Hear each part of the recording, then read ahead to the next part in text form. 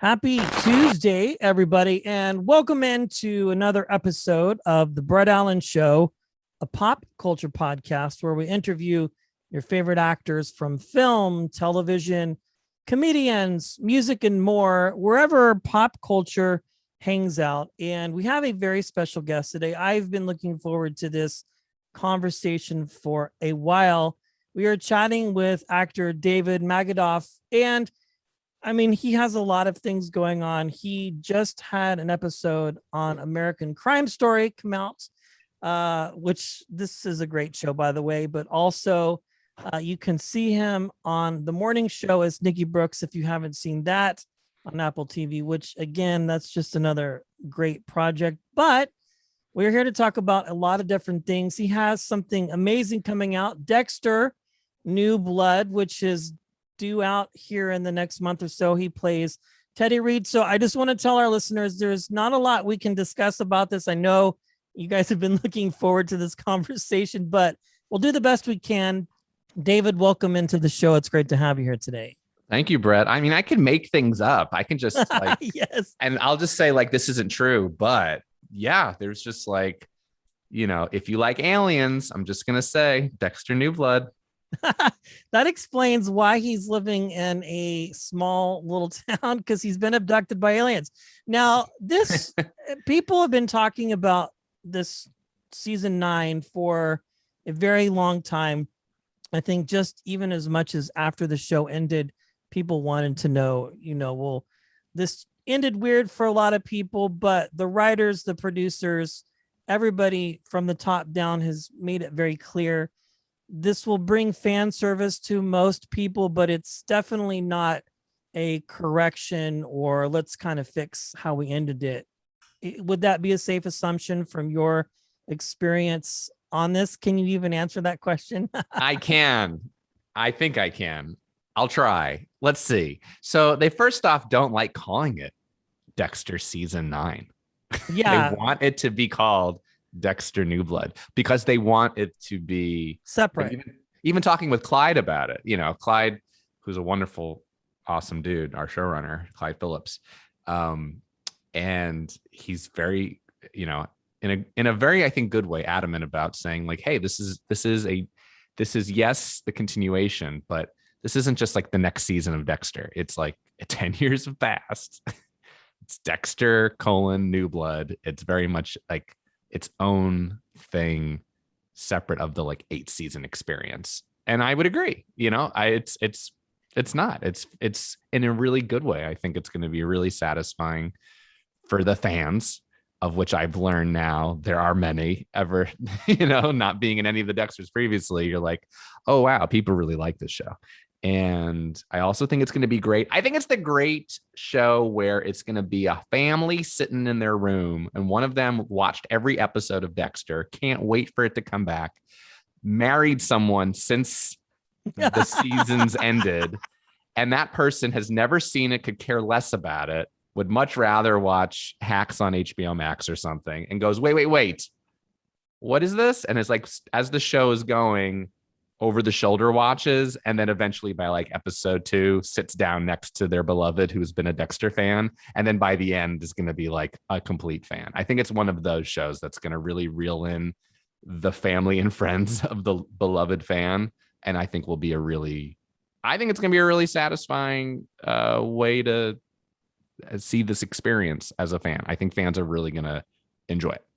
Had you seen the show prior to your casting and being a part of it, or did you watch it after the fact once you booked the role? I wasn't a Dexter person. Just, for some reason, it just never crossed my TV plate. And so I've watched a few episodes since, and it's cool. Already in the trailers, it's a totally different feel. It's a totally different feel. TV in 2021 looks like, a movie. It's all cinema now. It's all the same, right? It's beautifully shot. Marco Siega and Sandy Bookstaver are 2 wonderful directors, did a terrific job just giving it such a look and such a feel. The setting we were in, it's supposed to be Iron Lake, New York, which is a fake town. There really is a place called Iron Lake. It's a lake, but they made a town up around it. And we shot it all around sort of the central Massachusetts area in freezing cold snow. And it was beautiful. So, I mean, it is a different feel. It is not Miami / the sets of Los Angeles. It is not that. Which is hilarious, by the way. Yeah. It's upstate New York / central Massachusetts. So, well, as a side note, just a caveat, really a rabbit trail. Funny enough, I was in LA a couple years ago, and there's a Hollywood tour that you can take, but there is a Dexter tour that you can take as well. And they will take you to most of the external shooting locations of the show, which is just funny, by the way. Now, I know fans are split on this, which happens, and it's interesting, such a time we live in where anybody can take their grievances to the internet and just say whatever the heck they want. I'm not that way. I've been looking forward to this for quite some time. So you're a fan. You're in. I've been a fan. I watched the show in real time when it was on Showtime. I watched it subsequently since. During the lockdown, when I had a bunch of time on my hands, I rewatched it on Netflix just because. The whole thing over the course of, a month or so, maybe less. Wow. That's a lot of episodes. I was unemployed. I had nothing else to do. And so I binged watched several things. Now, you mentioned something about TV in 2020, 2021. I think that's an interesting perspective, because even going back several years ago when Breaking Bad was on television, which I had a part in that to a degree as far as being a PA and even some stand-in work in New Mexico, that was very cinematic as well. And even Better Call Saul now is very cinematic. So it seems to me like this could potentially be like a 10-hour movie, I guess, would be a safe assumption, just based on what we've seen in just a couple little trailers, which is beautiful scenery, by the way. That's how we've talked about it when we were shooting it. I mean, it's a 6-month shoot. I mean, a TV show doesn't, COVID, it definitely pushed it to be a longer shoot than it was. But I think without COVID, it would have probably been like 4.5 months. And for 10 episodes, that's a really long time. So yeah. It's a 10-hour movie, which is a great way to put it. Look at the shows like Fargo has the same feel. It's beautiful. Watchmen is absolutely gorgeous. Game of Thrones. This is a new age for television where it's, it's funny to think The Honeymooners is TV and this is TV, but they couldn't be more different. And that's, pretty cool. Yeah. Well, people are excited about it. And I think it's great that they're bringing a couple people back from the original series. I don't know how they play a part in it. I think that's the one thing that has most people interested is they're the aliens. They're the aliens. There you go.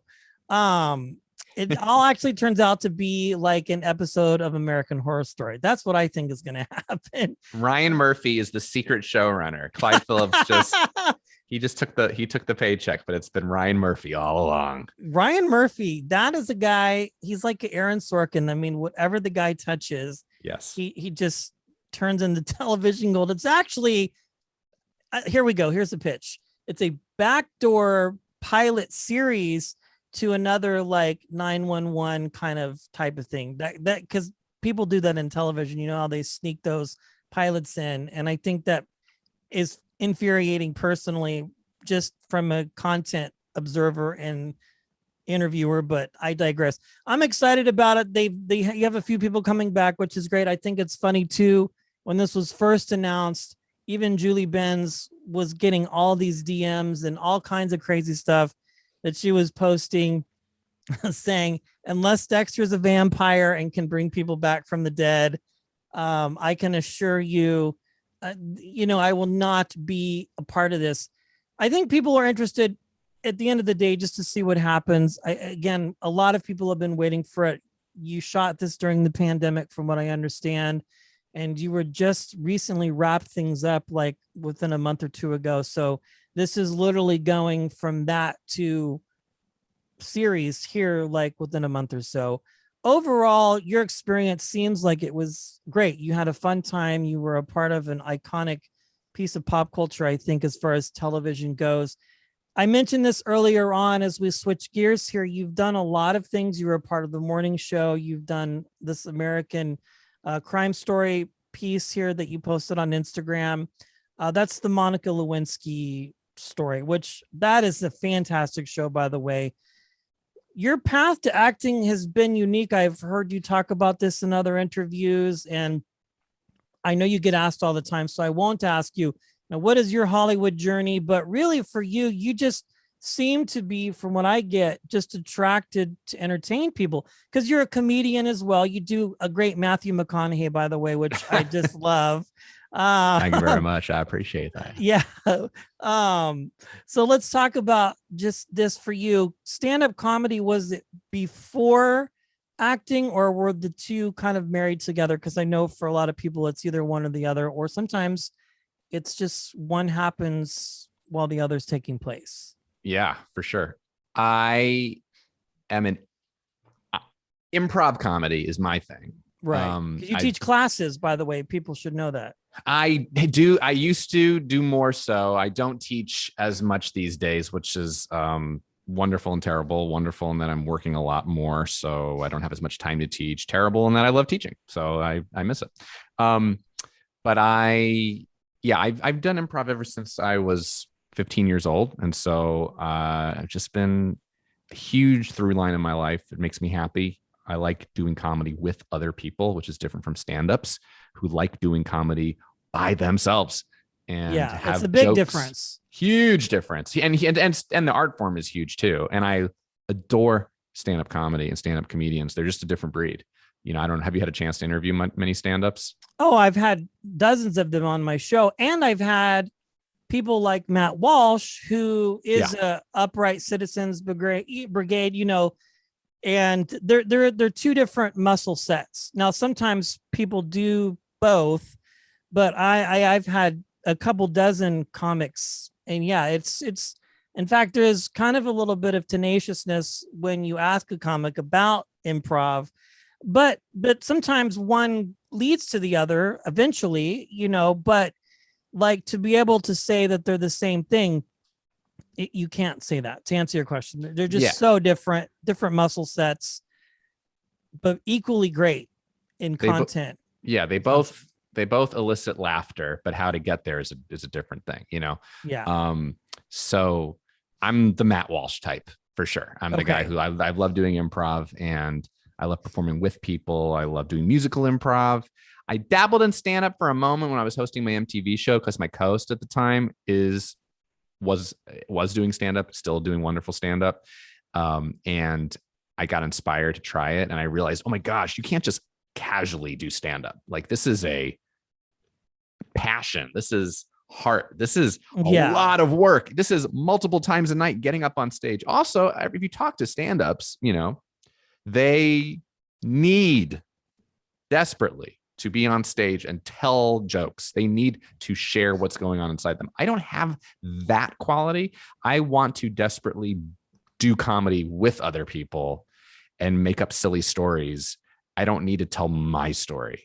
Like, stand-ups need to tell their story, and they see the world in their funny way. I'm like, I would rather play the character. I'd rather play the aliens and be silly and be like, all right, what is this? Ooh, an orange. Ooh, it is the color orange. You know, I want to be fun with a friend and do it as a teamwork experience. Although I've done improv shows by myself, which is its own ball of wax. So yeah, that's been my through line, and that got me into acting essentially. And I've always enjoyed acting, but my through line in my whole life has been improv. And it's fun that, you know, after I graduated college, I just started auditioning via the help of my improv troupe at the time. And then I started booking some things, and then it just never looked back, and it's been great. So I still do improv, and it's just a joy. I'm doing an improv show at my house tomorrow night. And then I'm gonna, you know, and I still get to act in TV and film, and those are my happy places. Yes, that is the one thing that I think a lot of people consumed during when we were in lockdown was streaming. I know the Who's Line guys, they did some stuff, and I interviewed some of them and talked about their experiences. again, some of the comedians I've had the honor of talking to did some Zoom stand-up, some stayed away from it. Did you do any Zoom type improv yourself? I know you have a podcast and we'll talk about that. So that's different, but did you do, you mentioned doing something from your home here. Did you do like Zoom type things during the lockdown? How did that work out for you? Yeah, I done a bunch of things because every creative did something. You Yeah. just have to. You're going crazy. You're like, this is how I'm built. I'm built to perform, and I have no audience. And online, you're like, let's try it out. Let's figure something out. Anything can work. Just throw it against the wall. So I avoided doing Zoom improv for a while because I kind of looked down on it. I don't know why, but I did. I just really I was like, you should either do it in person or don't do it at all. Let's all just take a break from it for a while. It's okay. But I did other things. But then I was asked by my friends at the Groundlings if I could do their Wednesday night A Crazy Uncle Joe show, which is one of my favorite shows to watch and one of my favorite shows to perform in. And so I was like, okay. And so then I, of course, doing that, I was like, well, I guess I'm going to do an improv show, and it's going to be on quote unquote one of my more favorite and improv stages. So we're going right into the deep end. So it was great though, but I had a great time. It was really bizarre to like turn off, I would do a scene with Stephanie Courtney's in the show, and she's Flo from the Progressive commercials. And it's fun to do a scene with her. And then I would tap my iPad and be, stop video when I wasn't in the scene. And then I'd hit start video to jump into the scene. And it became very natural very quickly. And you're like, you know what, man, this Zoom stuff, pretty cool. And there's no audience to laugh. But, from doing my time at HQ Trivia, I did plenty of that, of just being in a space where I knew there was 500,000 people watching me. And I never got a laugh. And I just knew when the jokes are. I just knew when the comic timing is, I think from doing this for so long. That's the closest I've ever done to stand up, by the way, which is probably HQ Trivia. Just like I wrote my own jokes and was able to, make fun of myself and be fun in this little box of a room. But ironically, I did it for hundreds of thousands of people, of which I heard only whatever was on Twitter afterwards. It's a hilarious, bizarre, wonderful thing, this internet comedy. Yeah, HQ Trivia, that was a lot of fun. Something different. You've dabbled in game shows as well. You had MTV as well.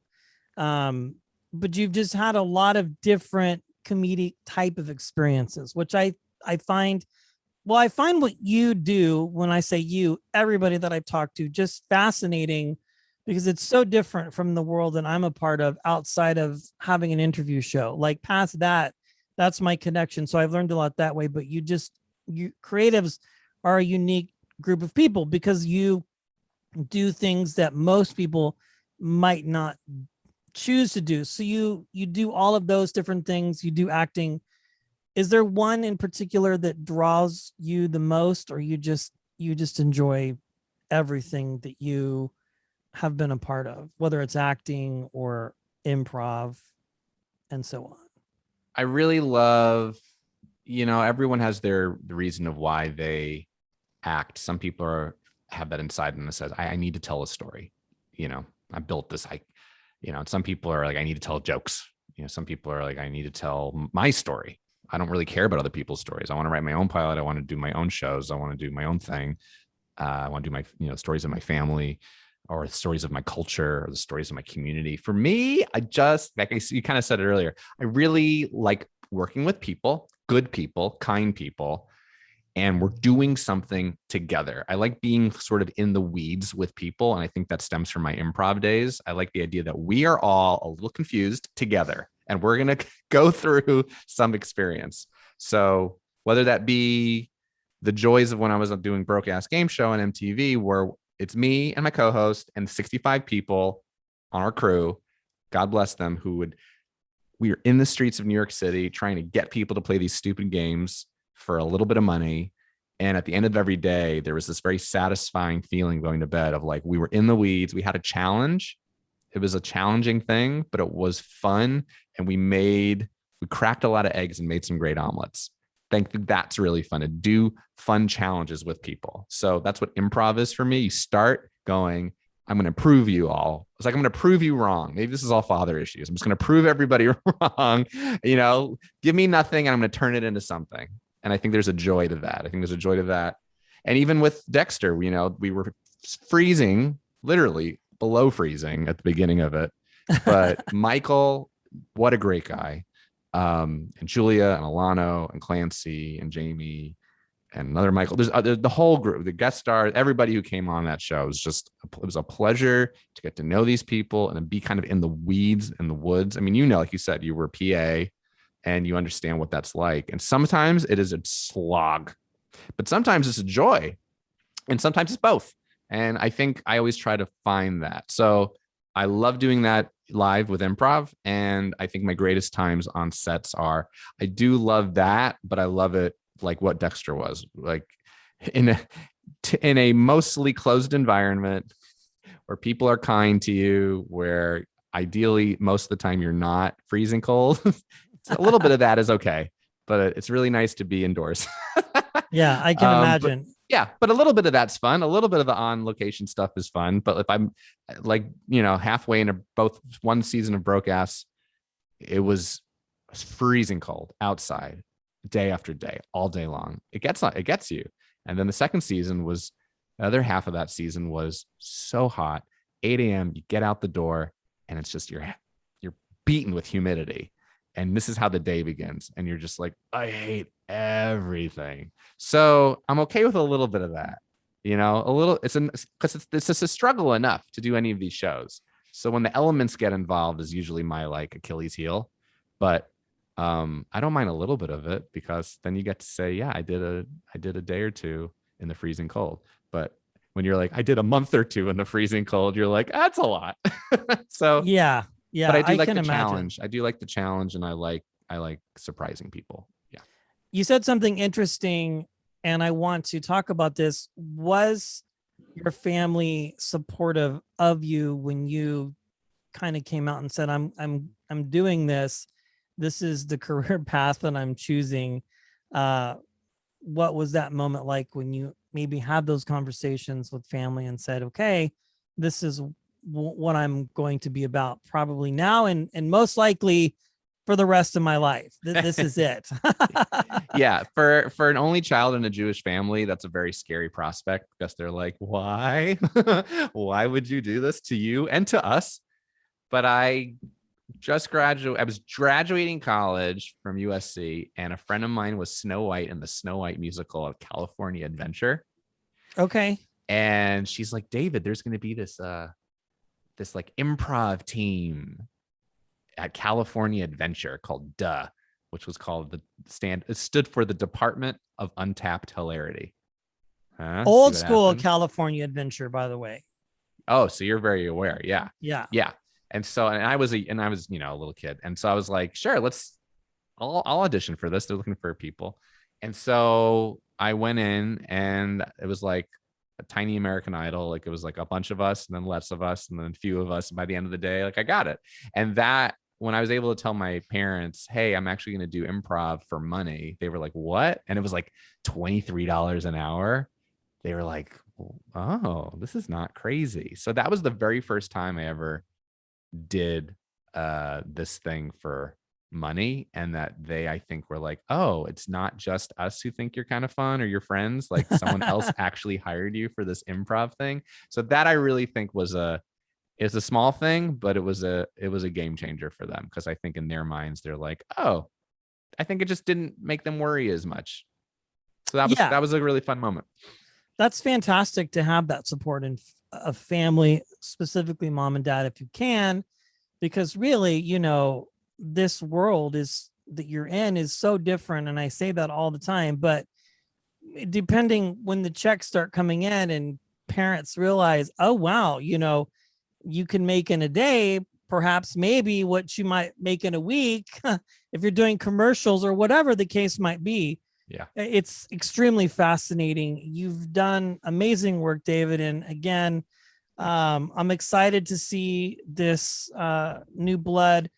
as we wrap here, I want to make sure to mention your podcast, Fanaddicts, which is great. And I like your niche that you have because you have celebrities and the likes on, but it's different because you're talking to them about things that are important to them in their life, their favorite things. From one, I can't remember specific, like, having a moleskin, journal book that they could write Janina in. Gavankar loves Moleskine notebooks. Yeah. And Tony Hale loves indoor malls, and Ray Fisher can't get enough of strategic board games. It's always fun to find out, we all love things, but, and we all love celebrities. We're fans of them. So what are they? Fans of themselves. So that's just from the people who brought you the Trekkie. Who wouldn't better be a person to ask about that? So it's fun. It's a lot of fun. So you have your co-host as well. You do the podcast. How was that born out of? You just talked a little bit about it, but had you been interested in podcasting before and then are like, okay, I want to do something, but not what most people do?